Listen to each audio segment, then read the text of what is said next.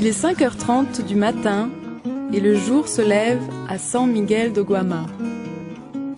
Dans la petite ville de l'État du Pará, au nord du Brésil, les vautours sont les premiers à se réveiller.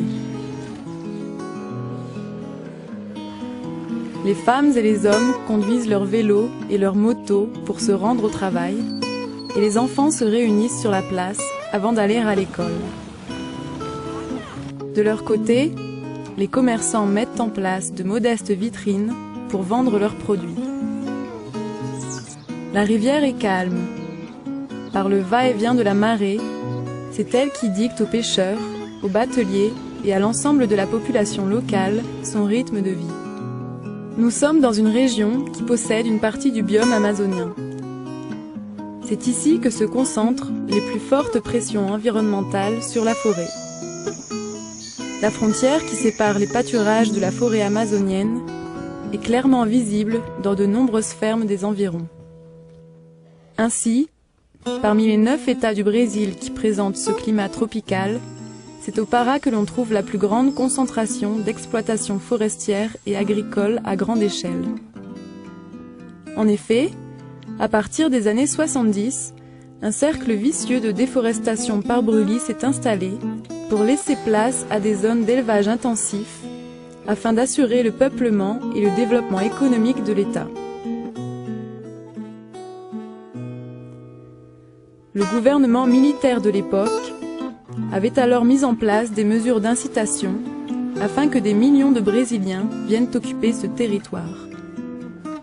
Au milieu de la forêt, des routes ont alors été tracées, comme celle-ci, qui divise en deux la ville de San Miguel do Guamá et exige la patience de ses habitants pour la franchir.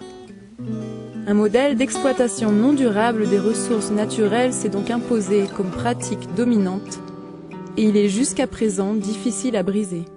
San Miguel do Guamá est ainsi devenu en quelques dizaines d'années un important centre de production de céramique, en grande partie grâce à la qualité de l'argile trouvée sur les berges de la rivière Guamá. Toutefois, dans cette même région où les activités humaines portent préjudice à l'environnement, des exemples de gestion durable des ressources apparaissent. C'est le cas de la céramique Menegali. Le fabricant de briques et de tuiles a travaillé pendant plus d'une décennie de façon traditionnelle, c'est-à-dire en prélevant les matières premières des terres argileuses voisines sans se soucier de la capacité de renouvellement des zones d'extraction.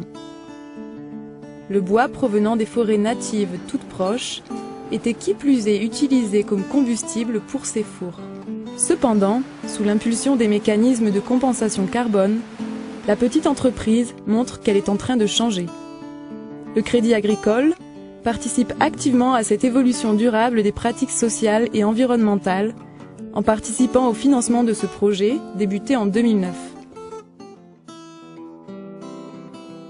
Esse projeto provocou diversas mudanças, sendo que a principal foi a mudança de lenha nativa para pó de serra e caroço de açaí, né?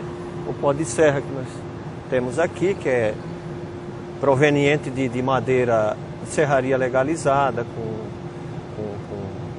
licença de extração de madeira comprovada, e o caroço de açaí das fábricas aqui da região, que não tinha onde colocar esse resíduo, hoje a gente utiliza para queima, né?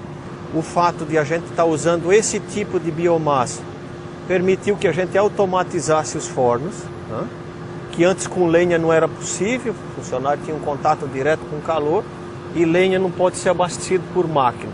Hoje essa biomassa permite que sejam abastecidos os fornos por máquina e isso trouxe também um benefício social, evidentemente, principalmente na parte de contato com o calor, que antes o funcionário era exposto ao calor.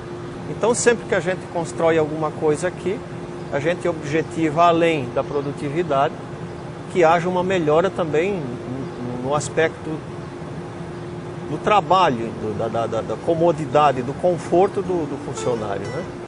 Après étude, il s'est avéré qu'utiliser l'açaï comme combustible pour alimenter les fours était la meilleure solution. Le palmier açaï est en effet originaire de l'Amazonie.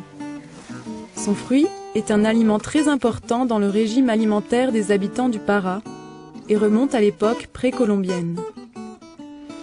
Ainsi, les noyaux d'açaï, d'ordinaire jetés une fois qu'ils étaient séparés de la pulpe, ne manquent pas dans cette région. Et ces noyaux, qui auparavant n'étaient pas valorisés, font maintenant partie d'un cycle complet, vertueux et renouvelable.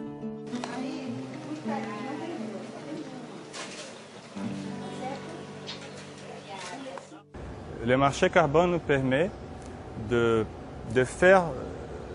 transformer un business, c'est ce qu'on appelle business as usual peut-être, dans un business qui deviendra aussi qui est pérenne, deviendra un business as usual lui aussi, mais tout en respectant l'être humain et l'environnement. Le Crédit Agricole a sponsorisé, tout en achetant les crédits issus de ces projets ici, a sponsorisé de manière très forte ces transformations et dans un modèle qui est très pérenne. Donc voilà, à mon avis, peut-être la plus grande innovation dans le marché carbone. C'est la première fois que le monde a vu d'une façon cohérente, sans avoir fait des grandes ruptures côté financière. Ça rentre dans une logique de business, mais ça change de manière très forte la façon dont on regarde, dont on comprend la valeur de l'environnement et de l'être humain. C'est-à-dire on voit une façon de gagner de l'argent, de toucher de l'argent. On a tous besoin de gagner de l'argent, mais tout en en travaillant de la façon correcte. Le projet Menegali, il est très intéressant parce qu'il va au-delà de la réduction des émissions de gaz à effet de serre. Il a aussi un côté social. On utilise une méthodologie internationale qui s'appelle Social Carbon, qui nous permet de faire une évaluation rigoureuse des améliorations du projet dans 6 domaines différents. Le domaine social, humain, financier, natural, biodiversité e carbono. Sem o incentivo dos créditos de carbono não haveria essa preocupação da cerâmica. E sem também o incentivo não haveria investimento em novas tecnologias, equipamentos melhores para os trabalhadores e melhoria tanto socioambiental quanto tecnológica nas empresas. La brique, matériau de base de construction, a un prix de marché autour de quelques centimes d'euros. Cette valeur paraît faible quand on connaît sa fabrication, qui nécessite l'utilisation de machines et beaucoup de main-d'œuvre. Certaines structures sont donc souvent tentées d'utiliser des ressources naturelles moins coûteuses provenant d'exploitation illégale. Ce n'est pas le cas chez Menegali, où la matière première est obtenue de terres riches en argile, exploitées de manière légale sur des zones contrôlées par les agences environnementales, ce qui n'est pas toujours le cas au Brésil. La matière passe par une série de machines qui l'écrasent, la mélangent et la mouillent de sorte qu'elle prenne la forme voulue de briques ou de tuiles selon le moule utilisé. La pièce n'est pas encore prête à cuire. Elle doit d'abord sécher pendant un certain temps. Après la cuisson, à une température de 900 degrés pendant 16 heures, la porte du four est ouverte et la brique est enlevée. La chaleur qui se dégage est très importante, inhérente au procédé, mais elle était encore plus grande par le passé.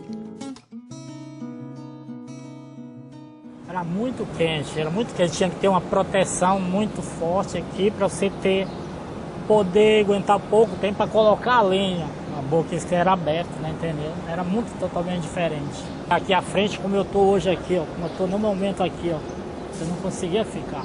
Eu sei tudo porque naquele tempo eu trabalhei e senti na pele como era naquele trabalho. Hoje mudou tudo porque é maquinário, através do pó. O forneiro só faz simplesmente controlar e o pó vem através de tudo de máquina. Hoje melhorou muito, uma barbaridade. Melhorou totalmente. Né? Une fois les briques et les tuiles prêtes, elles prennent le chemin du marché. À l'usine, 65 employés réalisent la production d'1 million de pièces par mois. L'avenir de la céramique Menegali et des emplois qu'elle génère est garantie en grande partie par ce changement de combustible. A lenha nativa que não é renovável, ia chegar o dia que não ia ter mais. Então hoje a gente trouxe uma certa tranquilidade, principalmente pela variação de biomassa que esse projeto ajudou a gente a encontrar. Então eu considero fundamental essa mudança, inclusive para o futuro da própria atividade.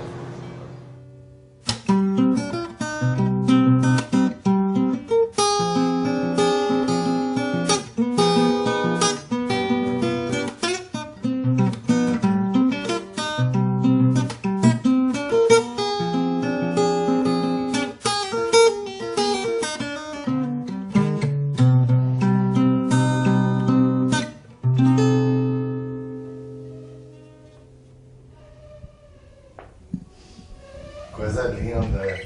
Coisa linda. Incrível. Ficou Maravilhosa. Então pronto. Então Tá pronto. bom. Não, poderia, como virginiano e como músico há algum tempo que eu sou, poderia ficar, né? Não é desculpa, né? Não, sim, mas tá linda. De repente o cara, pô, o cara nem afinou o violão direito, pô, o cara e tal, e o dedo vacilou ali e acolá. Mas a gente sabe que mais do que a perfeição e a técnica, a gente está usando de espontaneidade. Tá usando de... Coisa linda.